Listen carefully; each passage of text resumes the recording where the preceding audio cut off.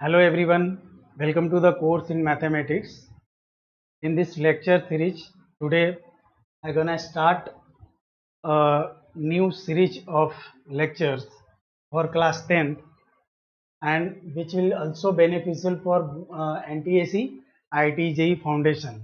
Apart from board, it is beneficial to IIT JEE Foundation. It will create a foundation for IIT JEE and NTAC also. The complete NCERT solution we will deal here on this board, and I will also provide some PDF assignment to you. Okay? The description of that assignment, this assignment will be provided in the description box. We will go to there and download that assignment and solve them. Okay.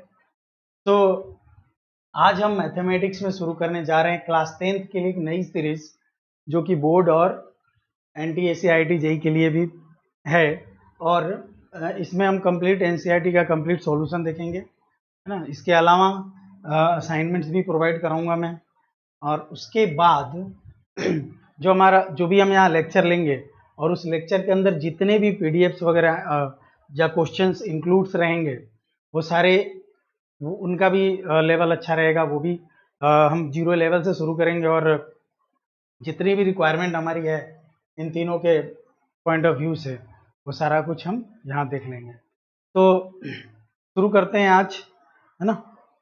10th के लिए, class 10th board के लिए NTAC IIT JEE foundation सब कुछ यहाँ पे हम देखेंगे। तो यहाँ पे सबसे पहला जो है चैप्टर जो मैं शुरू करने जा रहा हूँ वो सबसे पहला जो चैप्टर आप पढ़ते हो क्लास 10th बोर्ड में CBSE के लिए वो होता है रियल नंबर्स। तो मैं सोच रहा हूँ यही से शुरू करूँ ताकि पूरा बेस अपना क्रिएट होता जाए और हम कहीं पे भी फंसे ना आगे जाके कि this one chapter we hadn't studied so we got the problem in the further chapters. So ये ऐसा कुछ सिचुएशन ना आए, इस वजह से हम रियल नंबर से शुरू करने जा रहा हूँ। और रियल नंबर शुरू करने से पहले मैं ये मान के चल रहा हूँ कि आपने 9th और 8th में पढ़ रखा होगा, नंबर सिस्टम सबने पढ़ रखा होगा मेरे ख्याल से। और नंबर सिस्टम में जो आपने पढ़ा है अब तक, जो भी नेचुरल नंबर क्या होता है, होल नंबर क्या होता है ना। इसके अलावा इंटीजर्स क्या होते हैं, रियल नंबर क्या होता है आपने देख चुके हैं ऑलरेडी। तो फिर भी हम यहाँ पे रियल नंबर चैप्टर का नाम है। यहाँ पे हम ये जो चैप्टर है उसकी शुरुआत होती है यूक्लिड डिवीजन लेमा से, है ना। पर उसके पहले मैं थोड़ा सा आपको बेसिक्स जनरेट कर देना चाहूँगा। और बेसिक्स के लिए मैं चाहूँगा कि आपको थोड़ा सा बताऊँ कि डिवीजन क्या होता है। हालांकि हम सब जानते हैं, बचपन से ही करते आ रहे हैं डिवीजन, तो पर फिर भी एक बार देखेंगे इसको थोड़ा अच्छे से, है ना। तो डिवीजन क्या होता है, क्योंकि इन्हीं पे बेस्ड है आगे के सारा जो भी इसमें यूक्लिड डिवीजन लेमा भी nothing but it is nothing but what division rules, अगर एक तरीके से देखा जाए तो डिवीजन रूल्स के बेसिस पे ही है। तो इस प्रकार से हम शुरू करते हैं इसका। डिवीजन का डिफिनेशन मैं यहाँ पे एक देना चाहूँगा थोड़ा सा, ताकि ये जो है वो क्लियर हो जाए थोड़ा। हम डिवीजन कितने तरीके से पढ़ते हैं और हम उस चीज़ को, डिवीजन का मतलब हमेशा ये नहीं होता कि हम किसी एक नंबर को किसी दूसरे नंबर से डिवाइड कर रहे हैं। तो यहाँ जो आता है रिमाइंडर, ये क्वोशेंट, है ना, डिविडेंड और डिवीजर, इस तरीके से हम डिफाइन कर रहे हैं। तो बस इतना ही तक सीमित नहीं रह जाता, इसके अलावा भी कई सारे सिंबल्स यूज होते हैं, है ना। तो वो क्या होता है क्या नहीं वो हम अभी देखने वाले हैं। तो सॉरी तो डिवीजन के अंदर हम ये डिफिनेशन देखने जा रहे हैं। तो हम यहाँ देखेंगे when a non zero integer a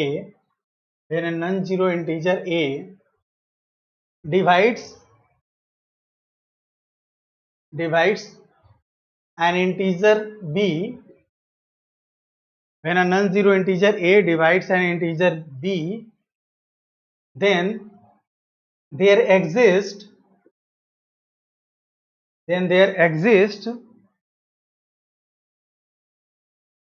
another integer another integer c such that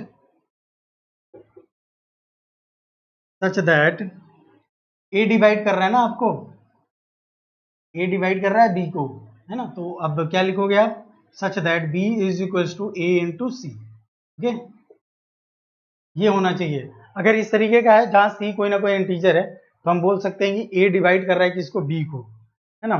question क्या होगा, c होगा। ये कंप्लीट डिवीजन का रूल है ना।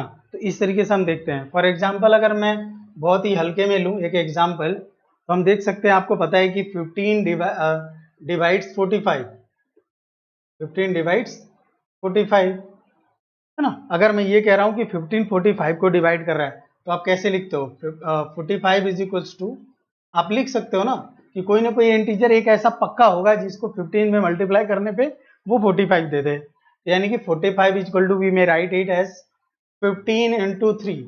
तो अगर मैं इससे कंपेयर करूं तो 15 डिवाइड कर रहा है 45 को, यहाँ पे a डिवाइड कर रहा था b को, यहाँ पे 15 डिवाइड कर रहा है 45 को। यहाँ जब a डिवाइड कर रहा था b को तो c कोई एक ऐसा इंटीजर था जिसके लिए ये जो कंडीशन वो सेटिस्फाई हो रहा था। तो यहाँ पे c वो क्या है, 3 है, जिसके लिए जो है कंडीशन वो सेटिस्फाई हो रहा है। तो ये हर बार जब कोई भी इंटीजर किसी इंटीजर को कंप्लीटली डिवाइड कर रहा है तो वहां पे कोई ना कोई एक ऐसा इंटीजर के प्रोडक्ट के रूप में उस डिविडेंड को हम लिख सकते हैं। ये कहने का मतलब था। तो जो मेन जो मुद्दा था इस चीज को उठाने के लिए वो यही था। और इसके बाद जो और अहम मुद्दा था इसको हर बार हम ये नहीं लिखेंगे कि 15 डिवाइड 45, इसका कोई सिंबल होगा दिखाने के लिए। तो इसको हम ऐसे सिंबॉलिकली दिखाते हैं, if a divides b, if a divides b, so we may write it as, ना कैसे लिखते हैं, a, ऐसे, इसको क्या पढ़ते हैं, a डिवाइड्स b, क्या पढ़ते हैं, a डिवाइड्स b। अगर इस तरीके का कोई सिंबल दे दिया जाए, है ना, तो इसे हम क्या पढ़ेंगे, a डिवाइड्स b कंप्लीटली, है ना, कंप्लीटली डिवाइड कर रहा है तो भी इस तरीके से लिख सकते हैं। फॉर एग्जाम्पल ये पुराना वाला ही एग्जाम्पल ले लो, तो आप इसको अच्छी तरीके से ऐसे लिख सकते हो, 15 डिवाइड्स 45, आप ऐसे लिख सकते हो। इसका मतलब क्या हुआ कि 15 क्या है, 45 को कंप्लीटली डिवाइड कर रहा है। आई बात समझ में, ठीक है। तो अगर कोई नंबर है, कोई ऐसा इंटीजर है जो उसे डिवाइड नहीं कर रहा है, तो उसे कैसे इंडिकेट करेंगे। तो अगर मैं ऐसा बोलता हूं कि C does not divides, C does not divides D, मान लो suppose C does not divides D, तो इसे लिखने का तरीका क्या होता है, C, ये डिवाइड्स वाले साइन दो और इसे काट दो यूं, डॉट नॉट डिवाइड्स D। ये इस तरीके से आप इसे इंडिकेट कर सकते हो। तो ये इंडिकेशन है। तो ये इतना कुछ जो हमने अभी रामायण बात करी, जो भी हमने इसके पीछे देखा, ये बताने के पीछे रीजन ये था कि हम इस चीज को समझ सकें, है ना, ये सिंबल को समझ सके कि ये सिंबल क्या है और इसको कैसे यूज किया जाता है, यू नो। तो होप कि आप समझ गए होंगे इस चीज को। इसमें कुछ समझने वाला था नहीं एक्चुअली, पर फिर भी ये सिंबल बताना हमारा मकसद था। थोड़ा आगे बढ़ते हैं, ओके। तो आगे बढ़ते हैं, अब इसके कुछ प्रॉपर्टीज देख लेते हैं हम।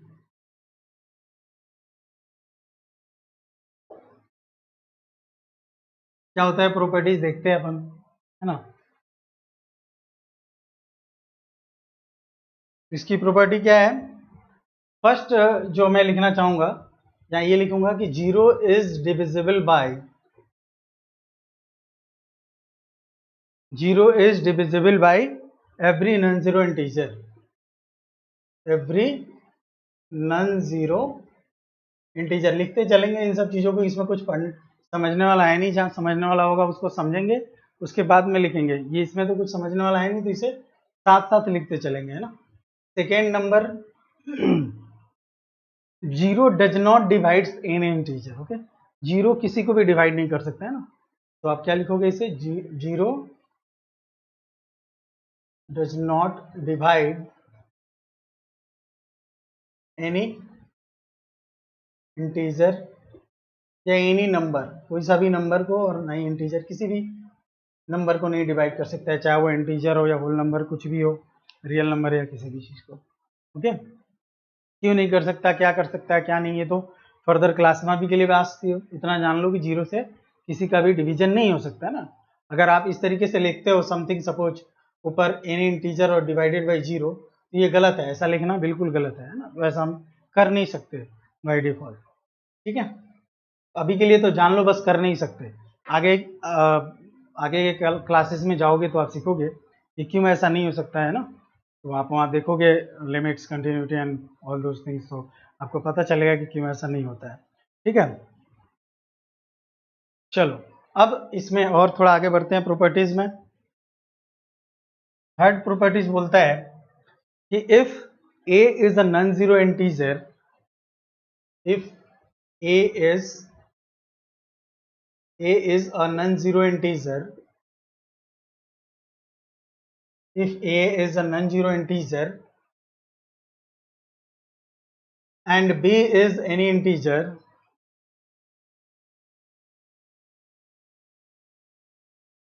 and if a divides b, है ना, a अगर कोई नॉन जीरो इंटीजर है और b कोई सा भी इंटीजर हो चलेगा। a को नॉन जीरो हम क्यों बोल रहे हैं बार बार, समझिए इस बात को, क्योंकि अगर हम नॉन जीरो नहीं बोले तो जीरो भी एक इंटीजर होता है, तो उससे अगर उस हिसाब से हम देखें तो कोई सा बच्चा ये क्वेश्चन कर सकता है कि सर इसमें जीरो भी आ सकता है क्या। तो अभी तुरंत हमने पहले पढ़ा है कि जीरो किसी भी नंबर को डिवाइड नहीं कर सकता, तो जीरो आ ही नहीं सकता ना। इस वजह से हम नॉन जीरो इंटीजर की बात कर रहे हैं, क्योंकि जस्ट इसके आगे हम ये बात करने वाले हैं कि a डिवाइड्स b। इसको क्या पढ़ रहे हैं, a डिवाइड्स b। तो if a is a non zero integer, a is a non zero integer and b is any integer, ऊपर तो कुछ भी रह सकता है, तो b is any integer, then if ये अगर ऐसा है a b को डिवाइड कर रहा है, इट मीन्स इट इंप्लाइज कि a must also divides to minus b, okay, and also minus a also divides to b, ना, minus A divides to minus B also, तो ये सारे ट्रू होंगे ना। माइनस ए बी को divide करेगा, A minus B को भी डिवाइड कर देगा, और माइनस ए माइनस बी को भी डिवाइड कर देगा, है ना। ऐसे बहुत सारे आप देख चुके हो पहले भी, है ना। इसमें कुछ समझने वाला ज़्यादा कुछ है नहीं, है ना। अगर आपको चाहो तो एग्जाम्पल के थ्रू भी आप देख सकते हो, इसमें कुछ है नहीं वैसे, है ना। चलो एग्जाम्पल के थ्रू देख लो। फर्स्ट सपोज मैं ये कह रहा हूँ कि 5 डिवाइड्स 15 सपोज, तो इसको मैं अलग इनके लैंग्वेज में ऐसे भी बोल सकता हूँ कि 5 डिवाइड्स माइनस 15 ऑल्सो। क्या फर्क पड़ता है, डिवाइड होने के बाद जो क्वोशंट हो जाए -3 हो जाए, कोई फर्क थोड़ी पड़ेगा, वो भी तो इंटीजर ही है। ओके, तो 5 डिवाइड्स, मतलब इसका दिस इंप्लाइज मैं बात कर रहा हूँ 5 - 5 डिवाइड्स 15 ऑल्सो, कोई दिक्कत थोड़ी है इसमें। या -5 डिवाइड्स -15 ऑल्सो, ये बस है ना, सिंबॉलिकली दिखा सकते हैं हम इस चीज को, और इस तरीके से पढ़ा जा सकता है। दूसरा और चौथा क्या है, चौथा क्या है, चौथे में हम बात कर रहे हैं if A and B are, if A and B are non zero integers, non zero integers, if a and b are non-zero integers, then if, अब आगे भी बात हो रही है, if a divides b, है ना, a और b दोनों ही नॉन जीरो है, मतलब a divides b and b divides a, इसकी बात हो रही है। देखो a और b क्या है, दोनों को ही नॉन जीरो इंटीजर इसलिए बोला है क्योंकि दोनों ही नीचे आ रहे हैं एक एक बार। पहले बार में a डिवाइड कर रहा है b को, है ना, और जीरो किसी को डिवाइड नहीं कर सकता ना, इसीलिए नॉन जीरो बोला गया है इसको। ए को भी नॉन जीरो बोला गया है और बी को भी नॉन जीरो बोला गया है। यहाँ बी डिवाइड कर रहा है ए को, है ना, और चूंकि बी भी डिवाइड कर रहा है तो बी भी नॉन जीरो नहीं हो सकता। तो if A divides B and B divides A, अगर ये दोनों ही सेटिस्फाई हो रहा है, इट इम्प्लाइज, ये तभी पॉसिबल है when A is equals to plus minus B, है ना, ए और बी क्या हो जाए, इक्वल हो जाए ना, चाहे वो प्लस में इक्वल हो या माइनस में इक्वल हो। अब इसे आप नोट कर लो, थोड़ी देर वीडियो पॉज करके, और फिर आगे बढ़ते हैं। चलिए और आगे बढ़ते हैं, और हम शुरू करते हैं सबसे पहला टॉपिक इस चैप्टर का, यूक्लिड डिवीजन लेमा। क्या है, Euclid's division lemma, Euclid division lemma.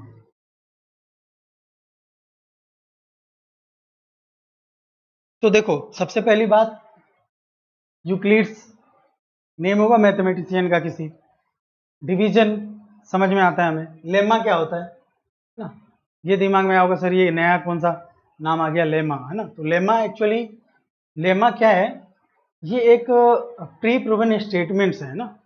Lemma किसको बोलते हैं, प्री प्रूवन स्टेटमेंट बोल सकते हैं, जिसका यूज किया जाता है फर्दर किन्हीं स्टेटमेंट्स को प्रूव करने के लिए, है ना, आगे किसी की भी स्टेटमेंट्स को प्रूव करने के लिए यूज किया जाता है। तो मैं लेमा को क्या लिख सकता हूं, lemma is a proven statement, lemma is a proven statement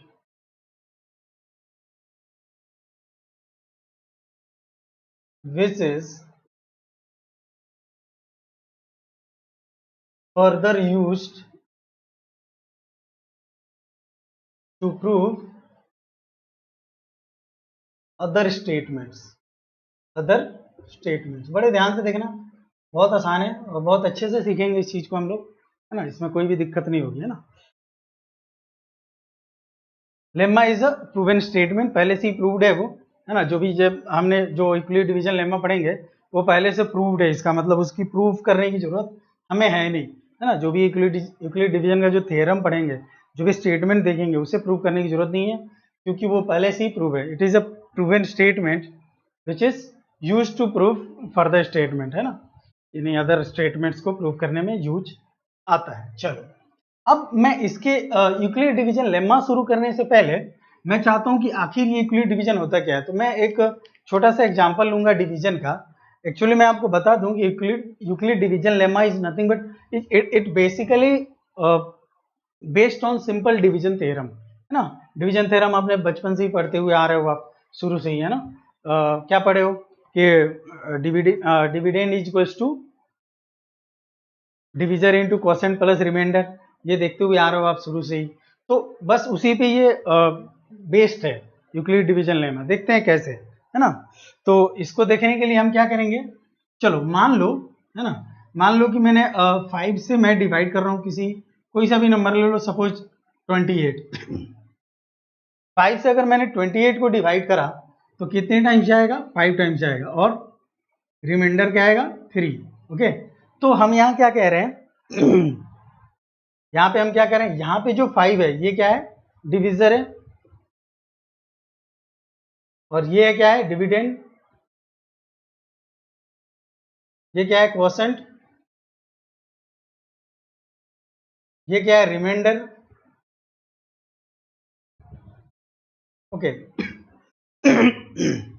अब एक चीज और क्लियर करूंगा कि रिमाइंडर जो यहाँ पे 3 आया है, क्या ये कभी भी रिमाइंडर 5 से बड़ा आ सकता है क्या, जिस चीज से आप डिवाइड कर रहे हो उससे बड़ा रिमाइंडर आ सकता है क्या, नहीं आ सकता।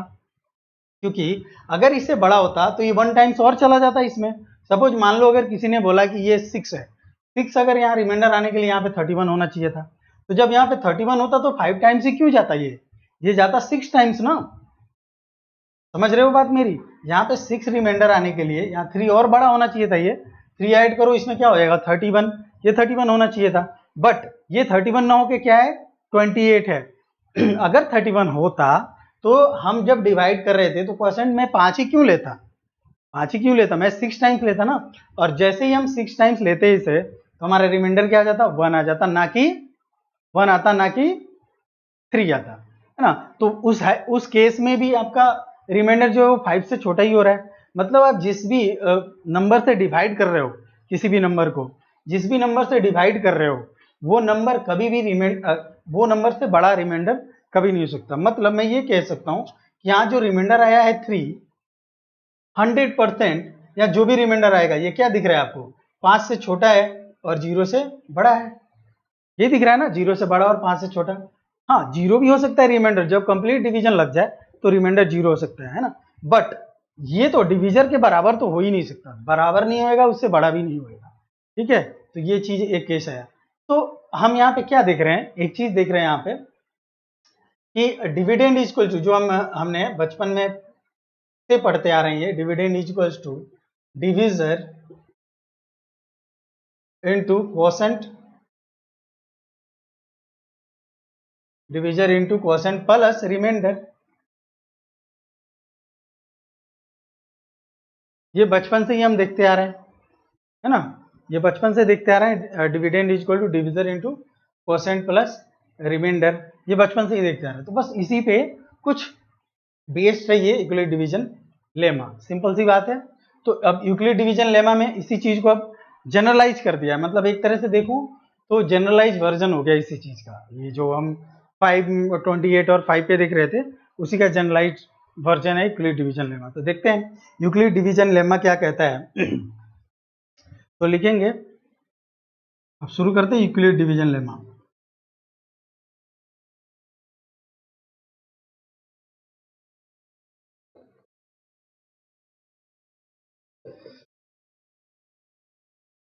तो यूक्लिड डिवीजन लेमा बोलता है कि यदि हमारे पास कोई सा भी दो नंबर है ए और बी, है ना, तो मैं इसे लिख ही देता हूं एक बार से। Let two numbers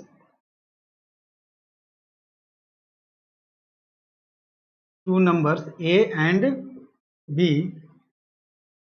then there exist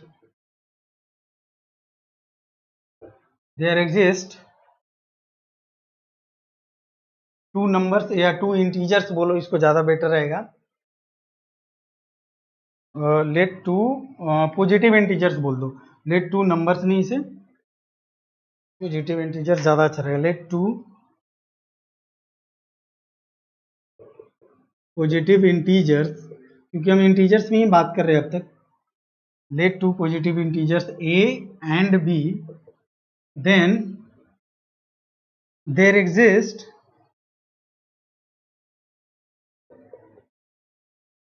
integers C, Q and R such that मैं यहां लिख रहा हूं ऊपर, इसको आप लिख लेना, मैं इसे मिटा रहा हूं। Q and R such that A is equals to BQ plus R, बस वही चीज है यार, देखो सेम चीज है। अगर कोई दो इंटीजर्स हमारे पास है A और B, है ना, तो वहां पे पक्के तौर पे हमारे पास दो और इंटीजर्स मिलेंगे हमें, जिसको अगर हम इस तरीके से लिखना चाहें तो लिख सकते हैं, है ना। फॉर एग्जाम्पल अगर पिछला एग्जाम्पल जो देखें तो हमारे पास दो इंटीजर क्या था, 28 और 5 था, है ना, तो हमें को Q और R क्या मिला, 5 and 3, जिसको हम इस तरीके से लिख सकते थे, है ना। वेयर हम बोल सकते हैं यहाँ पे, अब इस तरीके से मैं बात करूं, है ना, जनरलाइज फॉर्म में देख लो ना, मैं सिंपल जनरलाइज कर रहा हूं इसको। देखो मान लो कि हमने A से B से A को डिवाइड करा, क्वॉशेंट आ गया Q, रिमाइंडर आ गया सपोज R, तो मैं इसे डिवीजन रूल से कैसे लिख सकते थे बताओ, इसे लिख सकते थे A is equals to B into Q plus R, लिख सकते थे ना। तो A is equals to B into Q plus R, ऐसा ही। और वहां पे हमने डिस्कस किया था जो भी रिमाइंडर आएगा वो B से कभी बड़ा होएगा नहीं, ना, जो B यानी कि डिविजर से कभी बड़ा नहीं होगा। तो यहाँ पे क्या लिख सकते हो, वेयर,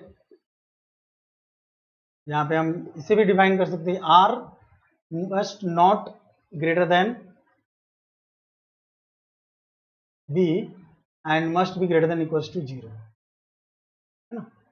तो क्या होगा, must not greater than B मतलब less than B and greater than equals to 0, 0 या 0 से बड़ा होगा और B तक जाके रुकेगा, B से छोटा ही रहेगा। तो ये हो गया यूक्लिड डिवीजन लेमा, है ना। आप यहाँ देख सकते हो इस चीज को, है ना। अगर ये इसको कंप्लीटली डिवाइड कर देता है तो अब R की वैल्यू 0 हो जाएगी, रिमाइंडर जो है वो। अगर B A को कंप्लीटली डिवाइड कर दे रहा है तब R की वैल्यू 0 हो जाएगी। मतलब हम यहाँ पे बोल सकते हैं कि इफ B डिवाइड्स A, है ना, अभी पढ़ा ना हमने इस सिंबल का, इन्हीं सब, इसी समय के लिए मैंने ये सिंबल बताया था ताकि हम इसे शॉर्ट में लिख पाए। If B divides A then R is equals to 0, otherwise अगर डिवाइड नहीं करता है completely then R must be greater than 0 and less than B। ये हमने देखा अभी यहाँ पे, है ना। तो ये पढ़ते क्यों है, इस पे इसका क्या बेनिफिट्स हैं, इस पे कुछ क्वेश्चंस वगैरह देखेंगे अब, और तब देखते हैं कि आगे कैसे क्या करना है। तो आई होप कि आपने जो भी मैंने अभी अभी डिस्कस करा इतना कुछ वो सब कुछ समझ में आ गया होगा आपको, है ना। इसमें हमने सबसे पहले क्या देखा था, डिवीजन देखा था, उसका डिफिनीशन देखा था, है ना, कि अगर कोई एक संख्या एक नंबर किसी दूसरे इंटीजर को, एक इंटीजर किसी दूसरे इंटीजर को कंप्लीटली डिवाइड करता है, तो वहाँ पे पक्के तौर पे एक तीसरा इंटीजर रोल प्ले करेगा, जिसके लिए जो भी हमने देखा था वो condition A equal to B C वाला, ठीक है। और उसके बाद हमने क्या देखा कि अगर एक ए बी को कंप्लीटली डिवाइड कर रहा है तो उसके उसे हम कैसे दिखाते थे, ऐसे, ठीक है। देन आफ्टर हमने क्या देखा उसकी एक दो प्रॉपर्टीज देखी, है ना। उसके बाद क्या देखा हमने, यूक्लिड डिवीजन लेमा देखा, जिसके अंदर लेमा के बारे में मैंने बात करी कि लेमा क्या है। तो उसके अंदर मैंने ये बताया कि lemma is a pre proven statement which is use to prove further any other statements you can say, you know. तो इसके बाद हमने क्या देखा, यूक्लिड डिवीजन लेमा देखा। यूक्लिड डिवीजन लेमा के बारे में मैंने बताया कि ये और कुछ नहीं, बस हम जो स्कूलिंग शुरू से ही पढ़ते आ रहे हैं, जो डिवीजन थ्योरम है ना, डिवीजन रूल्स है, बस उसी उसी का जनरलाइज्ड वर्जन एक तरीके से इसे बोल सकते हैं, है ना। तो उसमें हमने क्या देखा था कि ए इज इक्वल्स टू, अगर ए और बी दो इंटीजर्स हैं तो ए इसको पक्के तौर पे वहां पे क्यू और आर भी एक ऐसा इंटीजर आएगा, क्यू और आर, सच दैट वो इस रिलेशन को सेटिस्फाई करे, है ना। और जहां पे आर क्या होगा, जीरो या जीरो से बड़ा और बी से छोटा होगा, है ना। और ये आया कैसे, तो मैंने बता दिया था कि अगर तुम बी से ए को डिवाइड कर रहे हो, तुम्हारा क्वेश्चन क्यू आता है और सपोज रिमाइंडर तुम्हारा आर आ जाता है, तो इसे भी अगर हम, है ना, इसे भी अगर हम डिवीजन रूल से लिखें तो उसमें क्या लिखेंगे, dividend is equals to divisor into quotient plus remainder, इस तरीके से लिखते हैं हम। तो उस तरीके से लिखा जा सकता है। और हमने एक और एग्जाम्पल के थ्रू समझा था कि ये जो रिमाइंडर है वो कभी भी किसी भी सॉरी किसी भी कीमत पे बी से बड़ा नहीं होगा, है ना, मतलब डिवीजर से बड़ा नहीं होगा रिमाइंडर। तो यही काम तो यहाँ भी कर रहे हैं, ये रहा डिवीजर बी है इस केस में, तो उससे आर बड़ा नहीं हो रहा है, उससे छोटा ही है, और जीरो या जीरो से बड़ा होगा। फिर आगे मैंने ये भी लिखा है कि जीरो कब होगा, जब कंप्लीट डिवाइड कर दे तब जीरो होगा, अदरवाइज क्या होगा, वो जीरो या बी के बीच का कोई सा इंटीजर होगा, उसके अलावा तो कुछ हो नहीं सकता, मतलब बी से बड़ा नहीं होगा। तो इस पे अब कुछ क्वेश्चंस देखते हैं हम कि क्वेश्चंस कैसे करने हैं, किस प्रकार क्वेश्चन आते हैं। तो बहुत सीधा सीधा क्वेश्चन आता है इसमें, है ना। और बस हमें थोड़ा सा ध्यान देना होगा इसमें, इसमें किस तरीके के क्वेश्चन, जो भी क्वेश्चन आ रहा है उसका पैटर्न क्या है ना, मैं बताऊंगा। इसमें बच्चों को दिक्कत क्या होती है मैं बता रहा हूँ इन क्वेश्चंस में, कि इसमें कुछ प्रूफ करना होता है वगैरह, जो भी क्वेश्चन है वगैरह देखेंगे हम।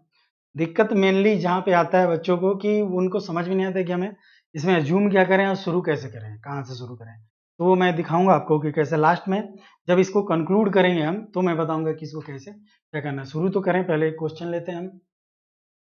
क्वेश्चन कह रहा है, ये तो बहुत ही सिंपल है, कि show that every positive integer, so that every positive integer so that every positive integer is of the form of 2q and every positive even integer है, ये is of the form 2q and every positive odd integer is of the form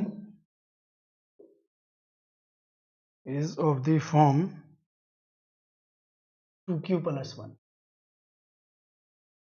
ये हमें prove करना है, क्या show करना है कि जितने भी पॉजिटिव इवन इंटीजर्स हैं उनको हम 2 की फॉर्म में लिख सकते हैं, और जितने भी पॉजिटिव ऑड इंटीजर्स हैं उन्हें हम 2q प्लस 1 के फॉर्म में। हालांकि निगेटिव इवन इंटीजर्स और निगेटिव ऑड इंटीजर्स को भी हम इस फॉर्म में लिख सकते हैं, है ना। But as far as our course is concern 10th class, हमें पॉजिटिव में ही डील करना है, तो इसलिए हम पॉजिटिव में ही डील कर रहे हैं, पॉजिटिव में ही अभी चीज को देख रहे हैं, ठीक है। तो इसके लिए हम क्या करेंगे, सबसे पहला क्या करेंगे देखना, इसके सॉल्यूशन में या प्रूफ में देखो क्या करेंगे, let A B the positive integers, let a be the positive integer and b is equals to 2. Let a be the positive integer and b is equals to 2. Apply Euclid division lemma. अगर मैं इसमें Euclid division lemma को apply करूं तो क्या लिखूंगा, ध्यान से देखना, a is equal to B. अभी हमने यूक्लिड डिवीजन में क्या पढ़ा था, a is equal to 2b plus R, sorry B Q plus R. तो यहाँ पे b की वैल्यू हमने 2 माना है ना, तो इस तरीके से देखते हैं। इसमें क्या बोलोगे, a इज इक्वल टू, ये वो पॉजिटिव इंटीजर है, इज इक्वल टू 2q और प्लस आर। b 2 ले लिया, क्यू आर जैसा था वैसा ही है ना। तो कोई सा भी दो इंटीजर है उसको हम इस फॉर्म में लिख सकते हैं, कोई सा भी दो इंटीजर। तो एक कोई इंटीजर था जिसे हमने माना जो पॉजिटिव इंटीजर जो हमें लेके चलना है, और b इक्वल टू 2 मान लिया हमने। तो एक इंटीजर ये है, दूसरा 2 है, तो हम किसी को भी इस फॉर्म में लिख सकते हैं। तो हमने क्या यूक्लिड डिवीजन लेमा में पढ़ा था कि there exist an q and r such that this statement is verified, this statement is true. तो हम उस चीज को इसमें जस्टिफाई कर सकते हैं, यहाँ पे भी जस्टिफाई कर सकते हैं इस चीज को। तो अब यहाँ पे हमने क्या पढ़ा था कि जो रिमाइंडर था वो b से हमेशा छोटा या b के या 0 से बड़ा था। तो आप यहाँ पे r को क्या लिख सकते हो, वेयर r, उससे अगर कंपेयर करा जाए तो r क्या होगा, greater than equals to 0 and less than 2, isn't it. देखो ध्यान से, r क्या हो गया, यहाँ पे b था तो हम क्या लिख रहे थे, b से छोटा होगा और 0 से बड़ा या बराबर होगा।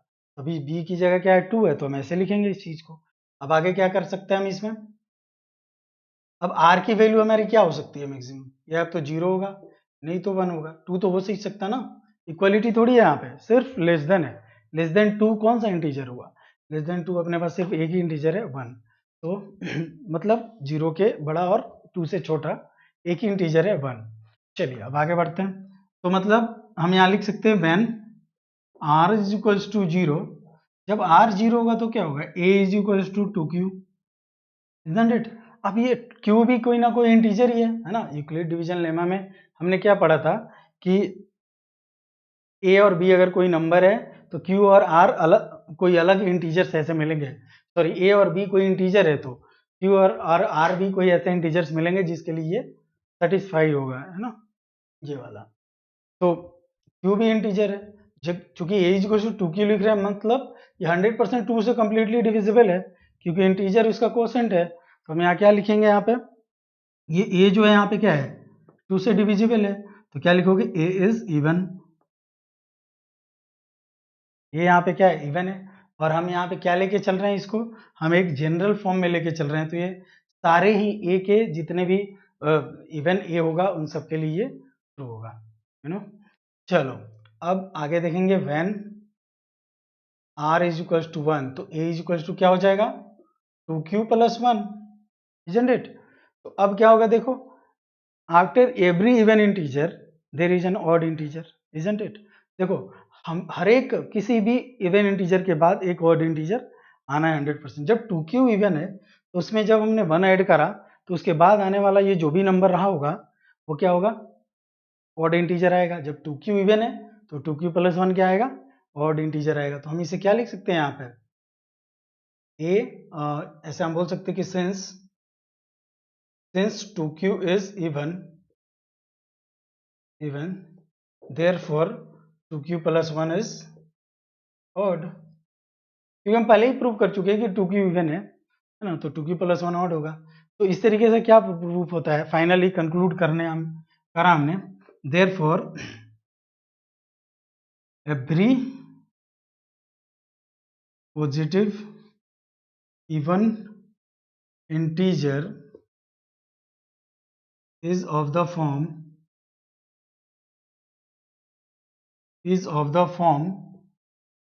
every even positive integer is of the form 2q and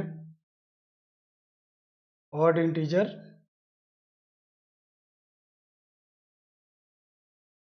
is of the form 2q plus 1, isn't it? इस प्रकार से आप देख रहे हो यहाँ पे कि हमने एक ऐसा क्वेश्चन करा, अभी और आगे क्वेश्चन करेंगे, है ना। तो आज के लिए बस इतना ही, और आगे जस्ट इसके अगला लेक्चर आप तुरंत डाल रहा हूँ मैं, वो भी लेक्चर आप देख सकते हो। तो आगे जितने भी क्वेश्चन हम करेंगे इस पे ही मतलब इसी पे बेस्ड क्वेश्चंस होंगे यूक्लिड डिवीजन लेमा पे। तो इससे हम ये चीज़ जो है और भी अच्छा होगा हमारा। तो फर्दर और क्वेश्चन देखते हैं हम थोड़ी देर में। तो ये फर्स्ट लेक्चर आज यहीं पे एंड करता हूँ, और अगले लेक्चर में और आगे क्वेश्चन देखेंगे। ओके।